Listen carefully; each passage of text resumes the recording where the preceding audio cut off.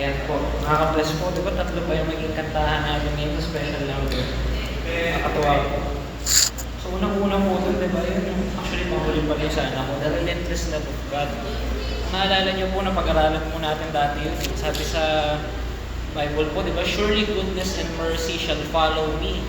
Pero yung Hebrew word po doon for follow is radaf, to chase, to pursue. So that is the relentless love of God. Hindi lang po sinusundan tayo, hinahabol po tayo, hindi tayo tatantanan.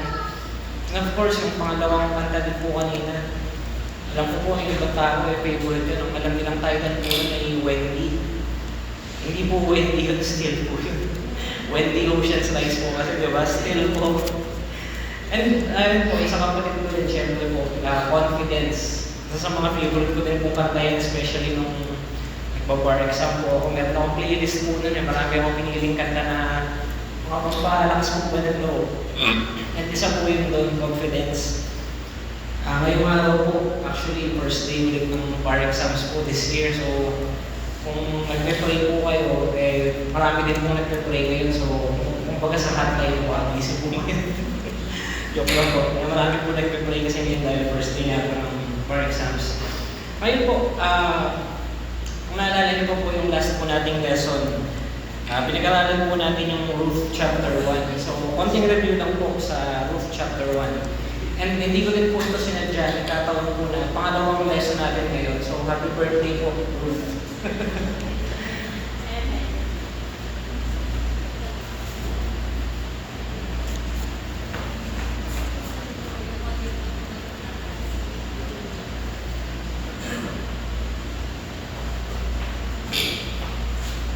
So yun po, sa ating pinag-aralan po dati, naalala po natin si Naomi, isa po siyang Israelite na umalis po kasama yung kanyang pamilya mula Bethlehem papuntang Moab during the time of famine. So dinangasan po nila yung tagputom. Pero ito po ay isang maling desisyon. Yung dalawang anak niya, nag-asawa pa ng dalawang Moabite women. Soon, yung kanyang asawa at yung kanyang dalawang anak ay namatay. So si Naomi, naiwan po siya dun sa Moab kasama niya yung kanyang dalawang daughters-in-law, si Ruth at si Orpah. Eventually po, natapos po yung tagputom sa Bethlehem. Food returned to Bethlehem, so Naomi also decided to return. Si Orpah, iniwanan po si Naomi, pero si Ruth committed herself fully to Naomi and Naomi's God.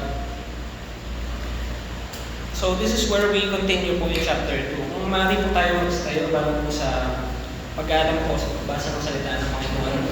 Sabayin ko lang po sa pagbasa. In Ruth chapter 2, verse 1, Now there was a wealthy and influential man in Bethlehem named Boaz, who was a relative of Naomi's husband, Elimelech. One day Ruth the Moabite said to Naomi, Let me go out into the harvest fields to pick up the stalks of grain left behind by anyone who is kind enough to let me do it. Naomi replied, All right, my daughter, go ahead. So Ruth went out to gather grain behind the harvesters. As it happened, she found herself working in a field that belonged to Boaz, the relative of her father-in-law, Elimelech. While she was there, Boaz arrived from Bethlehem and greeted the harvesters. The Lord be with you, he said. The Lord bless you, the harvesters replied. And Boaz asked his foreman, Who is that young woman over there? Who does she belong to? And the foreman replied, She is the young woman from Moab who came back with Naomi. She asked me this morning if she could gather grain behind the harvesters. She has been hard at work ever since, except for a few minutes rest in the shelter. Boaz went over and said to Ruth, Listen, my daughter, stay right here with us when you gather grain. Don't go to any other fields. Stay right behind the young women working in my field. See which part of the field they are harvesting and then follow them. I have warned the young men not to treat you roughly. And when you are thirsty, help yourself to the water that they have drawn from the well. Verse 10, Ruth fell at his feet and thanked him warmly. What have I done to deserve such kindness? She asked, I am only a foreigner. Yes, I know, Boaz replied, but I also know about everything you have done for your mother-in-law since the death of your husband. I have heard how you left your father and mother and your own land to live here among complete strangers. May the Lord, the God of Israel, under whose wings you have come to take refuge, reward you fully for what you have done. I hope I continue to please you, sir, she replied. You have comforted me by speaking so kindly to me, even though I am not one of your workers. Mealtime, Boaz called to her, "Come over here and help yourself to some food. You can dip your bread in the sour wine." So she sat with his harvesters, and Boaz gave her some roasted grain to eat. She ate all she wanted and still had some left over. When Ruth went back to work again, Boaz ordered his young men, "Let her gather grain right among the sheaves without stopping her, and pull out some heads of barley from the bundles and drop them on purpose for her. Let her pick them up, and don't give her a hard time." So Ruth gathered barley there all day, and when she beat out the grain that evening, it filled an entire basket. She carried it back into town and showed it to her mother-in-law. Ruth also gave her the roasted grain that was left over from her meal. "Where did you get all this grain today?" Naomi asked. "Where did you work? May the Lord bless the one who helped you." So Ruth told her mother-in-law about the man in whose field she had worked. She said, "The man I worked with today is named Boaz." "May the Lord bless him," Naomi told her daughter-in-law. "He is showing his kindness to us as well as to your dead husband. That man is one of our closest relatives, one of our family redeemers." Then Ruth said, "What's more, Boaz even told me to come back and stay with his harvesters until the entire harvest is completed." "Good," Naomi explained. "Do as he said, my daughter. Stay with his young women right through the whole harvest. You might be harassed in other fields, but you will be safe with him." So Ruth worked alongside the women in Boaz's fields and gathered grain with them until the end of the barley harvest. Then she continued working with them through the wheat harvest in early summer. And all the while, she lived with her mother-in-law. These are the words of the Lord. Thank you po. Bali po tayo magsimula.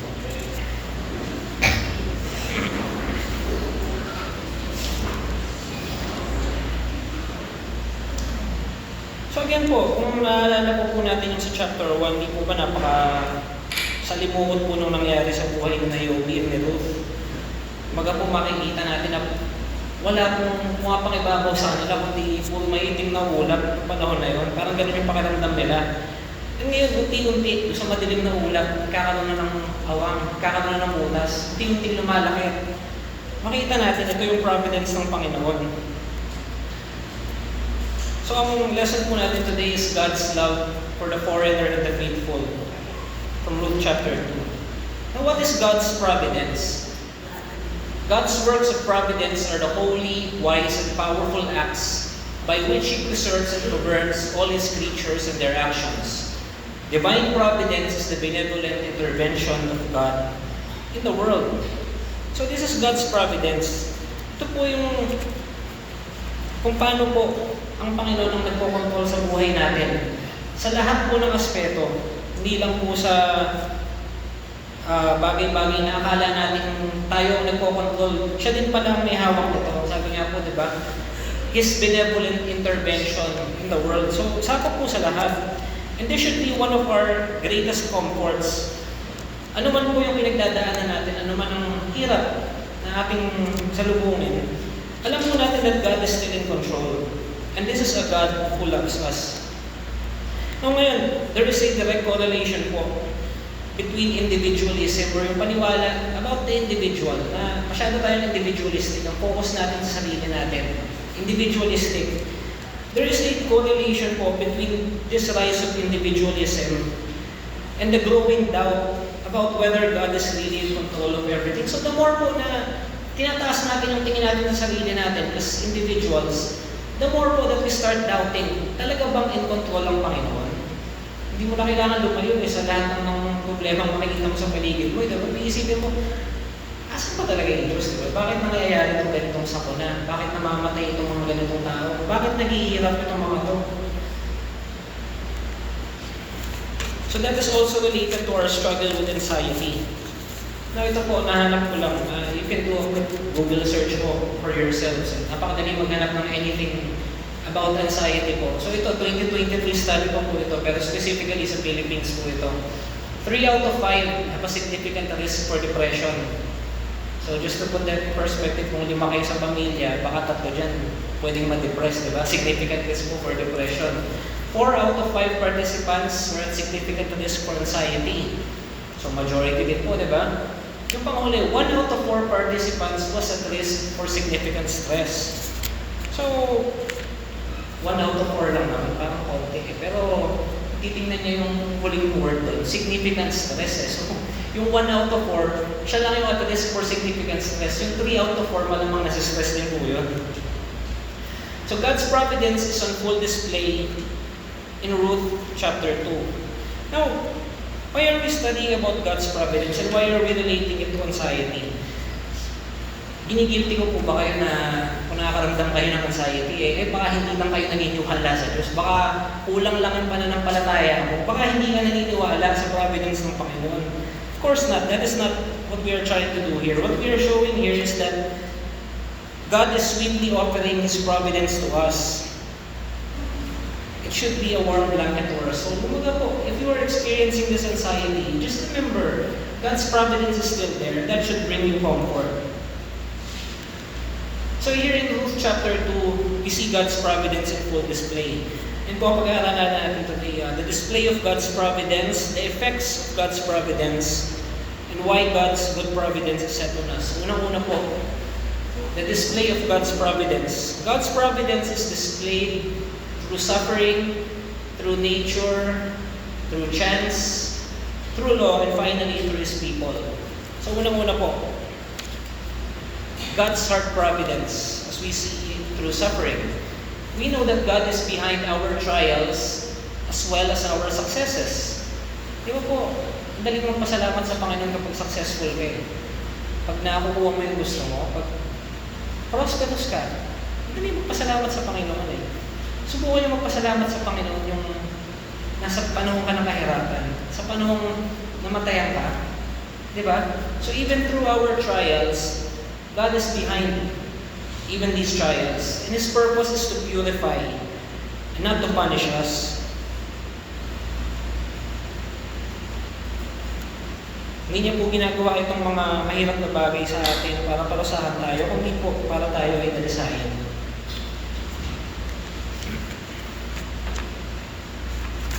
Pangalawa po, we see God's providence through nature. Yung providence po ng Panginoon ay hindi limited, hindi po limitado sa human interaction lang, hindi lang po sa ating mga tao lang, kundi po even sa nature, sa kalikasan. Literally anything that happens because God caused it to happen. That includes growing food from the earth. Sabi po dito sa Psalms 104 verse 14, you cause grass to grow for the livestock and plants for the people to use. You allow them to produce food from the earth. Ang significance po nito sa ating pinag-aaralan. Remember, we are studying the book of Ruth. Di po ba there was a famine in Bethlehem? Karoon ng taggutom. Kaya po umalis si Naomi at ang kanyang pamilya dahil exactly dun sa taggutom na yun. And yet, here we are. Through nature, God is exercising His providence. Bumalik na po yung kasaganaan sa Bethlehem. Ngayon, bumalik na po si Naomi at si Ruth to Bethlehem. Paano po? Through chance. Nakita po natin ang providence ng Panginoon. If you will notice there, yung chance muli na natin ng quotes, di ba? Chance because it's not really chance if it's God's doing. Sabi po dito sa verse 3, then she, that is Ruth left and went and gleaned in the field after the reapers. And she happened to come to the part of the field belonging to Boaz, who was of the family of Elimelech. Po ba yung pagkakasunod dyan, parang nagkataon lang na nandun siya. Sinuwerte lang na nandun siya. But as we can see in the story, hindi po yan by chance, but because of God's providence. Now, ngayon po, yung providence po ng Panginoon through chance, this is an easy topic to understand eh. Lahat po tayo na-experience ito siguro. Ako po yung isang favorite kong kwento po tungkol dito in God's providence. Kung naalala niyo pa po yung time na si tatay po ay na-stroke, hindi po ba panahon ng COVID noon. Ngayon dito po sa bahay, ilan kami na, hindi po ako kasali, pero yung kapatid ko, tito ko, nanay, wife ko, nanay pala Henry. Yun po, nagka-COVID po sila, at si tatay po, nasa ospital siya noon. Nung first day niyang na-hospital, yun din po yung unang vaccine pa lang niya noon. So, syempre po nung una, di ba, parang, Lord, ba't nangyari ito? Ba't siya na-stroke? Then later on, nalaman namin na dito pala sa bahay po may COVID na.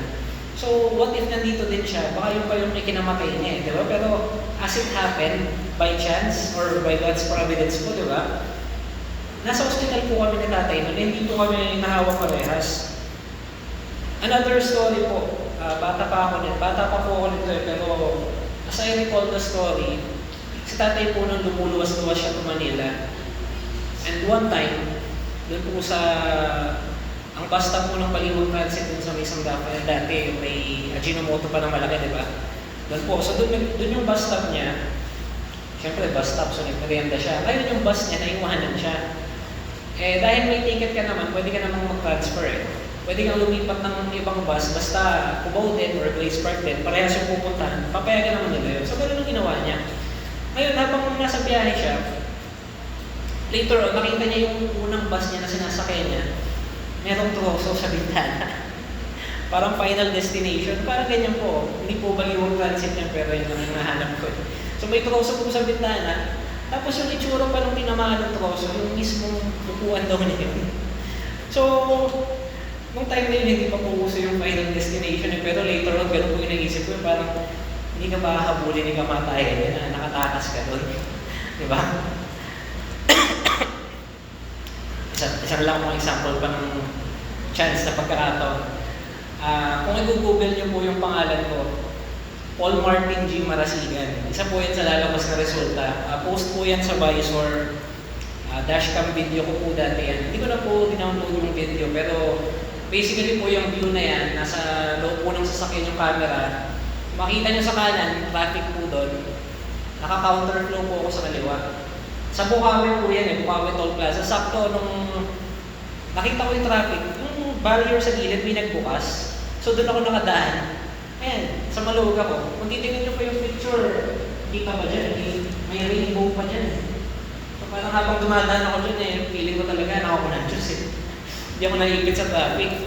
So sometimes, ayan po, we are thankful for that kind of providence, di ba? Ano po yan? Mula Bukawi hanggang Marilao. So, yung moving speed ko po, about 2 minutes po, pero sa kanila nakahinto, oras po yung bibilangin nila dyan. So again po, sometimes po yung providence, ganyan, it's so easy for us to thank God when it is convenient, when it is easy. What if yung providence po this time said, ako yung nandun sa traffic, di ba? Pero even kapag ikaw yung naibig dun sa traffic, even hindi mo nakuha yung gusto mo, we still need to remember to thank God for His providence. Malay mo, di ba? Kung hindi ka ng traffic, baka ikaw din na-aksidente ka. So, hindi natin masabi yung ganyan. Pangapat po, we see God's providence on display through His law.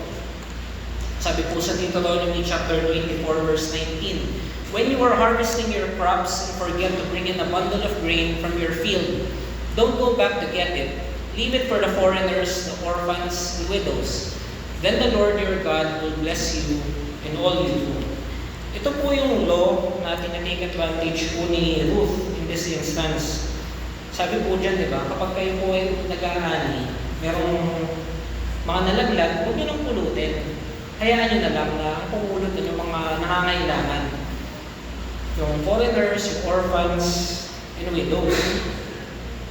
So Ruth was taking advantage of the law in Deuteronomy 24. Ito po yung provision ng Panginoon para sa mga nangangailangan. Now, we should also know that the entirety of the law is ordered for human flourishing. Ano po ibig sabihin nun? Yung law po, whether that is God's law or man's law, it is ordered for human flourishing.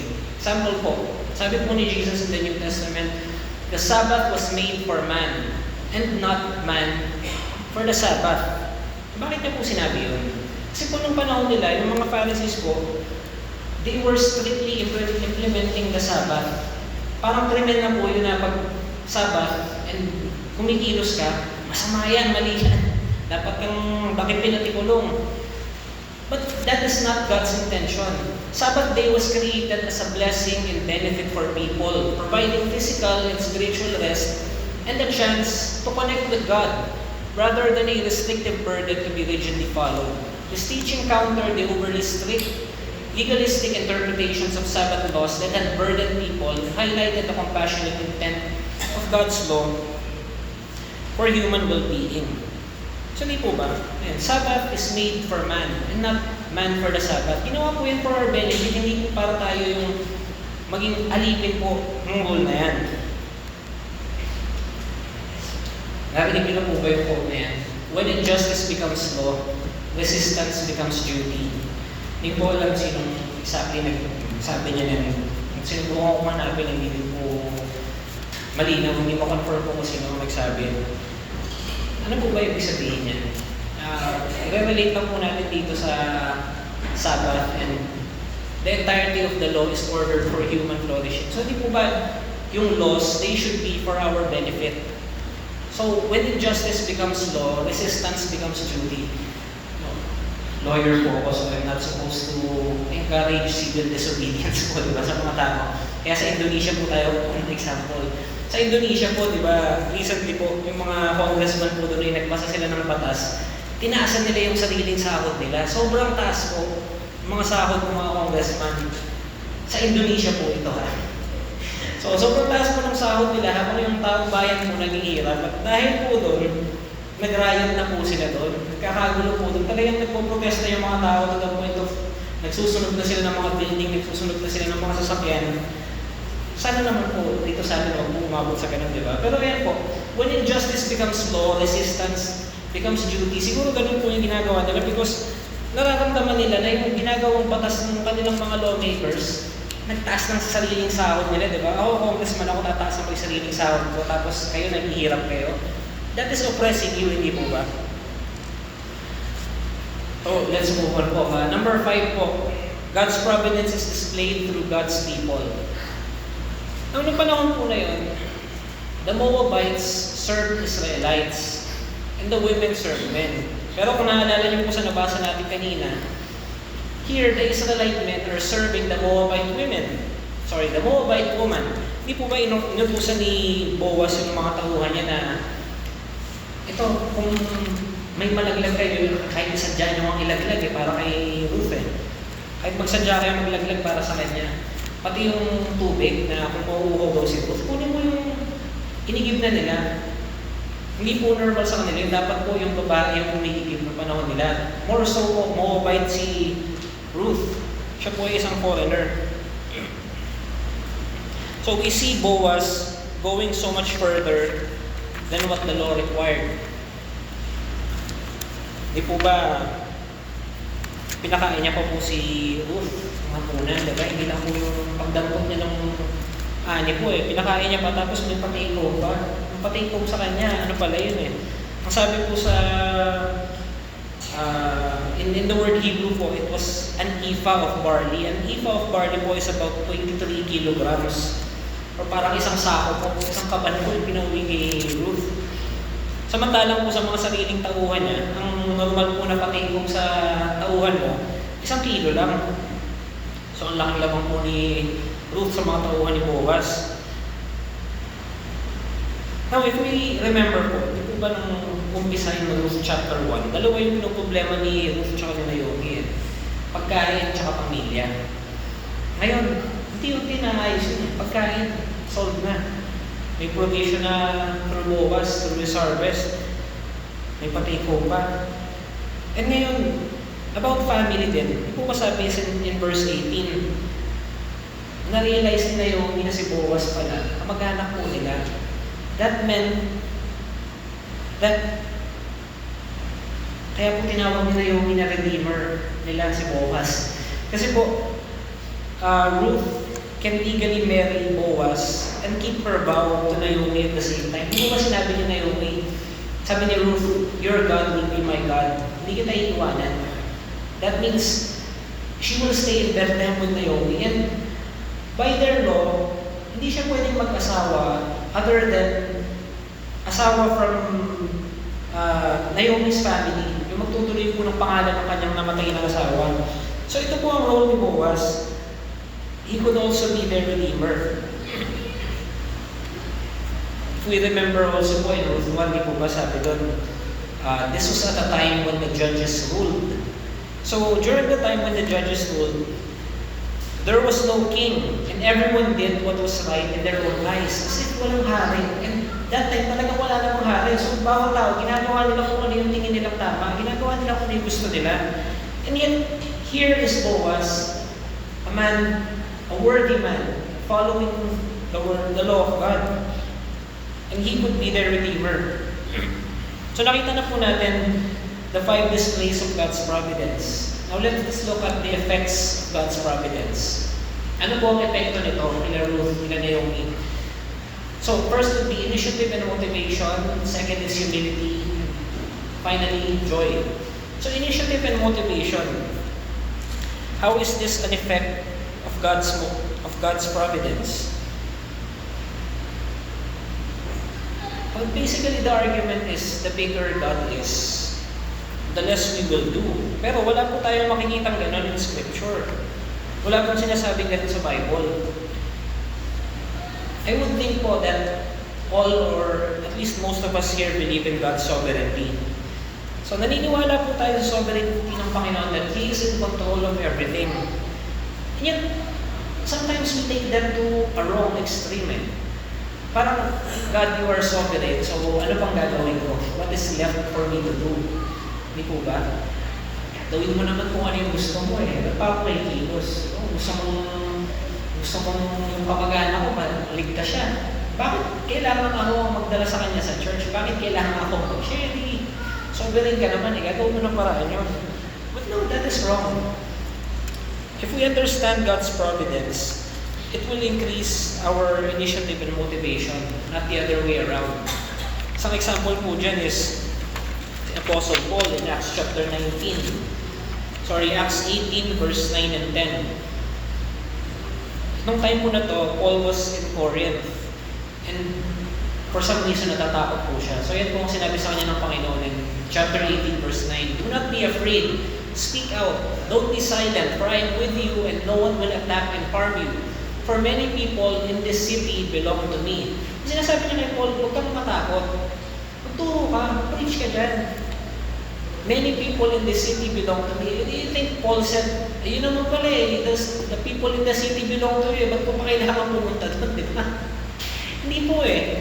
Pinanghihinaan siya ng loob, and yet when God told him that, many people in this city belong to me, lalo pong ma-encourage si Paul to actually go there and not be afraid anymore.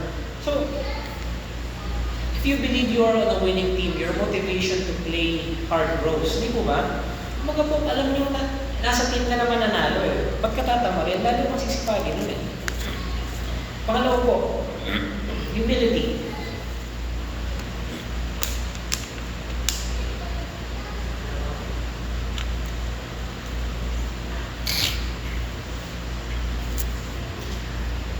The second effect of God's providence is humility. So in verse 7 po, nakita po natin how Ruth asked politely to clean. She knew it was the law, but she did not demand. Nakiusap pa rin po siya na, pwede po ba akong mamulot dito? Diba? Kahit po nakita natin kanina yung Deuteronomy 24, nasa law naman po nila yun na pwede niyang gawin yun. Pero nakiusap pa rin po siya. The bigger God is in our minds and hearts, the smaller it makes us. So pangatlo po, the third effect of God's providence is joy. We can see this in Naomi. Si Naomi po, naalala natin from chapter 1. Di po ba sabi niya, huwag niyo na ako tawagin Naomi, Mara na lang itawag niyo sa akin. Because Mara means bitter. So Naomi went from being bitter to being joyful. Sabi po dito in verse 20. Sabi po dito in verse 20, may the Lord bless him. Naomi told her daughter-in-law, he is showing his kindness to us as well as to your dead husband. Now if we remember din po, bakit po si Ruth lang yung nagpunta sa field ni Boaz at namulot po ng harvest? Bakit si Naomi hindi sumama? Now, we can assume po na baka matanda lang si Naomi at may sakit na, nahina yung katawan. Or maybe because ganun point na po ng depression ni Naomi na hindi na siya makakilos, ayaw niya nang bumangon. Ayaw niya lang kumilos. Hindi po ba? Whereas the opposite po again si Ruth. Ruth saw the providence of God, so that increased her initiative and motivation. And yet, when Naomi started seeing God's providence also, kahit at first po wala siyang initiative and motivation, here we can see that she also started to have joy.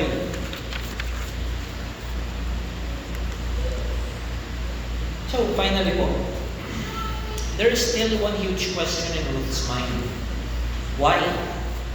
All caps po and malaki para for emphasis, diba? Why? Bakit po? Sabi in Ruth chapter 2 verse 10, Ruth fell at his feet and thanked him warmly. What have I done to deserve such kindness? She asked. I am only a foreigner. Now, yung word po dyan na ginamit in the book of Ruth 2 verse 10, foreigner. That is a very specific Hebrew word. And alam niyo po, where else can you find this exact same Hebrew word? It is in the book of Proverbs. Now, yung mga babasahin ko mong verse is from the book of Proverbs. 4 na verse lang naman po sila. Ngayon, yung anak ko po, recently, memorize po siya ng book of Proverbs, so nakikinig po siya, mga familiar dito sa kanya. Proverbs chapter 2, verse 16. To deliver thee from the strange woman, even from the stranger which flattereth with her words. Proverbs 5, verse 20. And why wilt thou, my son, be ravished with a strange woman, and embrace the bosom of a stranger? These are warnings in the book of Proverbs that you are supposed to stay away from strange women, from strangers. Proverbs 6 verse 24, to keep thee from the evil woman, from the flattery of the tongue of a strange woman, that they may keep thee from the strange woman, from the stranger which flattereth with her words. Proverbs chapter 7 verse 5. So yan po, stranger, that is the same word as foreigner in the Hebrew Bible po. Now, ang nag-curate daw po ng Proverbs is King Solomon. And this is important to know po because sino po ba si Solomon? Di po ba anak siya ni David? And si David po, great-grandmother na si Ruth. So, when Solomon was curating the book of Proverbs, maybe he had this in mind, diba? Yung word na foreigner, yung word na stranger. And that is related po to how Ruth used that same word. So, binasa po natin kanina, diba, ito, Ruth 2 verse 10. This is in the New Living Translation. I just want you to see it also in the King James Version. Sabi po in the King James Version, so she fell on her face, bowed down to the ground, and said to him, why have I found favor in your eyes, that you should take notice of me, since I am a foreigner? Importante po dyan kasi yung part na that you should take notice. Babalikan natin sa New Living Translation, wala po yun din eh. Sabi lang niya, what have I done to deserve such kindness? Pero in the King James Version, why have I found favor in your eyes that you should take notice of me, since I am a foreigner? No, these things po, yung mga ganito, these are some of the beauties of the Bible that it is so easy for us to miss out on. Kasi Pilipino po tayo and we are living in the modern times. Pero to the Hebrew crowd po, to the Israelites, when they were reading this, iba po yung beauty nito sa kanila eh. Kasi, again po, balikan natin yung word na foreigner and stranger in Proverbs. Ito po, ginugol ko dito, so napaka-helpful po, diba? Nakalagay pa, AI overview. The Hebrew word for foreigner in Ruth 2 verse 10 is nokaria or nokria, feminine form of nokri, which is often translated as foreigner or stranger. This word forms a literary device upon with the verb to notice, highlighting the unexpected nature of Boaz's attention to Ruth. So explanation of the Hebrew word is the specific word Ruth uses in Ruth 2 verse 10 to describe herself as a foreigner. So sinabi po ni Ruth, di ba, I am a foreigner, I am a nokria, and Boaz took notice of Ruth. And to take notice, the Hebrew for that is nokar. So nokar po and nokaria. Pag binabasa po ng Israelites yan, nokaria, ang equivalent po yan sa panahon natin, parang sinabi po na, ayan, You notice the unnoticed. You recognize the unrecognized. Sino ako? Sino ako si Ruth para mapansin mo? Ako na hindi ka pansin-pansin. Parang ganun po eh. Foreigner and to take notice. Parang ganun po sa atin. Hindi ako kapansin-pansin, pero bakit napansin mo ako? So para sa atin po, that is our exact same question. Any one of us who is confronted with the reality of God's providence in our life should ask, why? Why is there providence? Why is there God's providence in my life?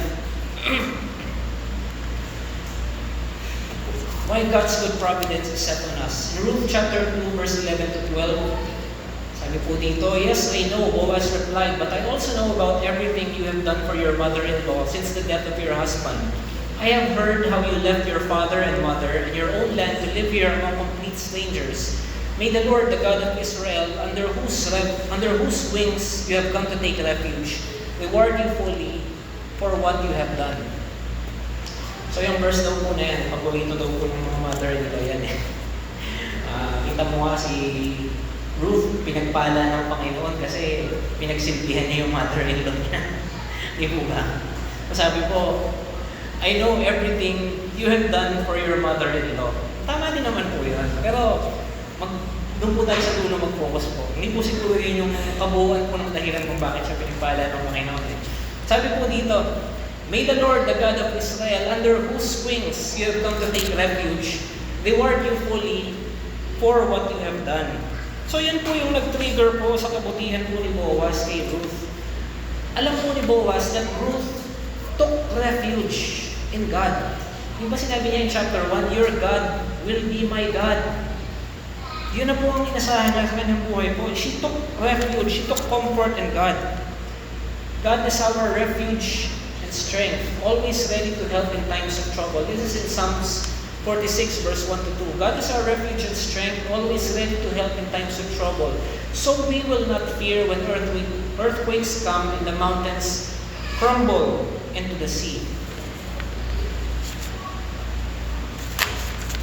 So that is why God sets His good providence on us, because He is our refuge. Ruth's taking refuge in the wings of the Lord triggered this unconditional devotion from Boaz. Sabi po in Ruth 2 verse 13, I hope I continue to please you, sir. She replied, you have comforted me by speaking so kindly to me, even though I am not one of your workers. Yung word po dyan is hesed, and that is for the word kindness po. You have comforted me by speaking so kindly to me. The word for kindness here is hesed. Medyo maliit po yung text, pero ginugal-gugin po yan. Sabi ng AI po, yan ang ibig sabihin ng hesed. A profound concept of active, loyal, and steadfast loving kindness, particularly God's covenant love for His people. It is a type of love that is expressed through compassionate actions and faithfulness within a relationship, not just a feeling or emotion. While often translated as mercy, grace, or steadfast love, no single English word fully captures its essence, which involves divine commitment and active, enduring kindness that serves those in need. Napakaganda po. Hesed. Yan po yung Hebrew word for kindness. And sabi po dito, sometimes it is translated as mercy, as grace, or steadfast love. And yet, lahat po yun, it's still not enough to actually describe what hesed means. It is a kind of love na hindi lang po feeling, hindi lang emotion, di ba? I love you. Nararamdaman ko yun para sa'yo. It's not just that eh. Hindi po feeling, hindi emotion, lang kundi action. It is an active kind of love. And that is the kind of love that God has for us. The basis for any favor we receive is not based on our merits, but on the unconditional love God has for us. Kung ano man po yung pabor na natatanggap natin sa Panginoon, hindi po dahil sa atin yun. Hindi dahil mabuting tao tayo, hindi po dahil matalino tayo, hindi po dahil guwapo tayo. None of the above po. It is only because of God's unconditional love for us. So, do we see the connection po in the story of Ruth with the rest of the Bible? In that one interaction with Boaz, That is essentially the entire story of the Bible. We are the foreign or even adulterous Moabites born outside the covenant people of God worshiping false idols. But God, through His providence, breaks into our idolatry and brings us under the refuge of His wings. Parang tayo po yung si Ruth na we are foreigners to God, and yet here is God with His providence. Again, we have to ask why, di ba? Kung talagang na-experience yung providence ng Panginoon, yun ang iisipin nyo, bakit? Bakit po? No, originally po, this lesson is a Christmas sermon po by Pastor Jim Davis. And it's kind of appropriate po na Christmas message pala ito kasi sa atin naman po, bare months na din, di ba? Yung Lunes lang po, nag-Maria na din ako eh. So, bare months naman na, pwede na po.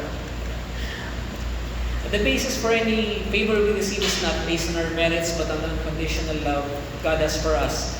Jesus is the way we take refuge under God's wings. So it is through Jesus that we have been redeemed and we are placed under the refuge of God's wings. It is as if God is saying to us, I love you, I love you, I will take care of you, I will bring you home. Not because you deserve it, but because I love you. Again po, it is not because of us, not because of any qualities that we may have, but solely because of who God is. Yung last time po na yun, I love you, I will take care of you, I will bring you home, not because you deserve it, but because I love you. May nahalala lang po ako dun. May basa po ang kwento. Yung babae daw po, naglabas niya ng supermarket. Across the parking lot, may nakita siyang lalaki. May hila-hilang ng bata. Tapos yung bata, sigaw ng sigaw, iyak ng iyak. So nakita ng lalaki na nakatingin sa kanya yung babae from across the parking lot. Kasi sumigaw niya, sabi niya, hindi ko kinikidnap to, anak ko to. Sabi niya. So kasi tinitingnan siya kaya defensive siya. Sabi niya, hindi ko kinikidnap to, anak ko to. Tapos, tuloy siya maglakad, hinahila pa rin niya yung bata. Tapos nag-follow up siya. Kung kikidnap na ako ng bata, hindi ito kukunin ko. Ayun, sure tayo na anak na nga talaga yun. Sa mga nagkaroon po ng anak sa atin, I'm sure na-experience po yan eh. Hindi po dahil lang sa anumang quality meron sila, kundi po dahil anak natin sila, kaya mahal natin sila, hindi po ba? And that is the same po with how God loves us. That is why He gives His providence to us. Let us remember to take refuge in God. Let us be thankful for His providence.